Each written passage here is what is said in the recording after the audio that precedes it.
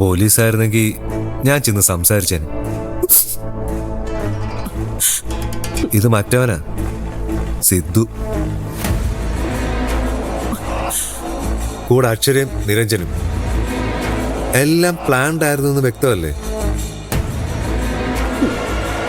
അല്ലെങ്കിൽ ഇത്ര പെട്ടെന്ന് അവരിവിടെ എത്തൂ? ആരിവിടെ വന്നാലും ദേവികെ പാർവതി ഇവിടെ നിർത്തില്ല മോനെ. എന്റെ മുത്തശ്ശി, അമ്മയ്ക്ക് ആരംഭ ശൂരത്വം മാത്രമേ ഉള്ളൂ. അങ്ങോട്ടൊരു ചാട്ടം ചാടും, അവരിങ്ങോട്ട് ചാടിയ അവിടെ തീർന്നു. ഇത്തവണ അത് തന്നെ. ഒരു മരണം നടന്ന വീടല്ലേ മോനെ ഇത്. നമ്മുടെ നിത്യമോള് പോയില്ലേ?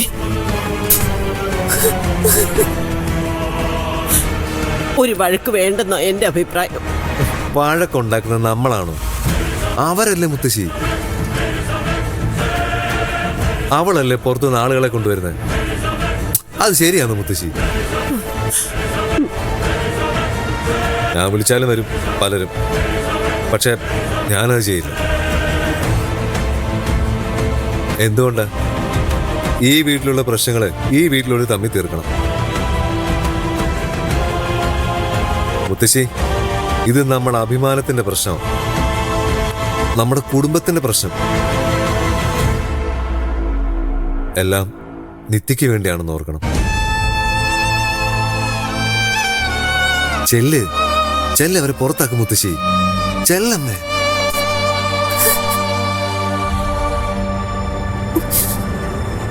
എന്തു വേണം? എനിക്കിവരോടൊന്നും സംസാരിക്കണം. നീ ഒന്നും സംസാരിക്കണ്ട. ദേവിക നിനക്ക് രക്ഷിക്കണം, അതാണല്ലോ നിന്റെ ലക്ഷ്യം. നീ എന്തിനാ എത്ര അസ്വസ്ഥനാവുന്നേ? ഇവനോട് ഇറങ്ങി പോവാൻ പറയാമേ. അമ്മേ, എനിക്കൊരു കാര്യം പറയാനുണ്ട്. ഞങ്ങൾക്കൊന്നും കേക്കണ്ട.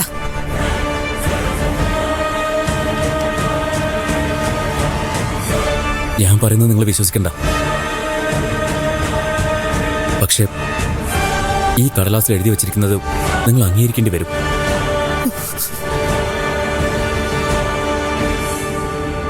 ഇതാണ് നമ്മുടെ നിത്യമോളുടെ പോസ്റ്റ്മോർട്ടം റിപ്പോർട്ട്.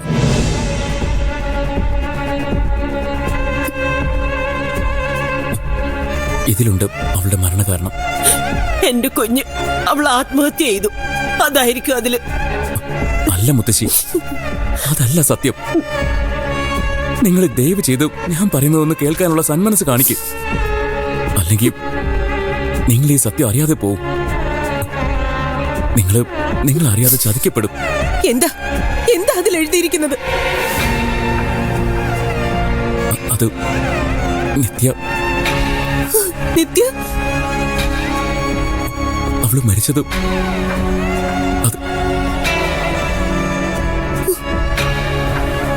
അത് ആത്മഹത്യയല്ല, കൊലപാതകോ.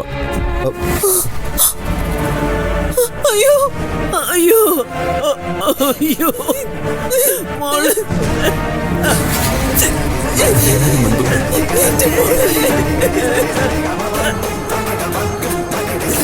ഞാനത് എങ്ങനെയാ നിങ്ങളോട് പറയുന്നത്?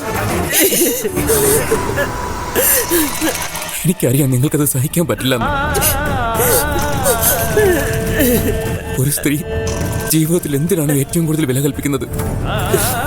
അതാ നമ്മുടെ നിത്യക്ക് നഷ്ടപ്പെട്ടത്.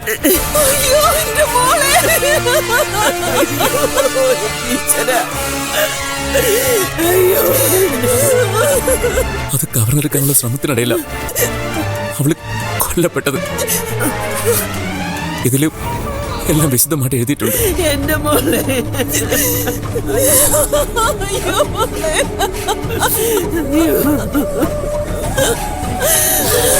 നിനക്ക് തൃപ്തിയല്ലോ അല്ലേ? ഒരു കള്ളക്കഥ വന്ന് ഭംഗിയായിട്ട് അവതരിപ്പിച്ചപ്പോ നിനക്ക് സമാധാനമല്ലോ. അയ്യോ, കഥയല്ല, സത്യമാ. സംശയം ഉണ്ടെങ്കിൽ വായിച്ചു നോക്ക്. അല്ലെങ്കിൽ പോലീസ് സ്റ്റേഷനിൽ പോയി അന്വേഷിക്കാം. അവര് കേസ് എടുത്തിട്ടുണ്ട്, അവർക്കറിയാം സത്യം. ഞാനിതെങ്ങനെ സഹിക്കും?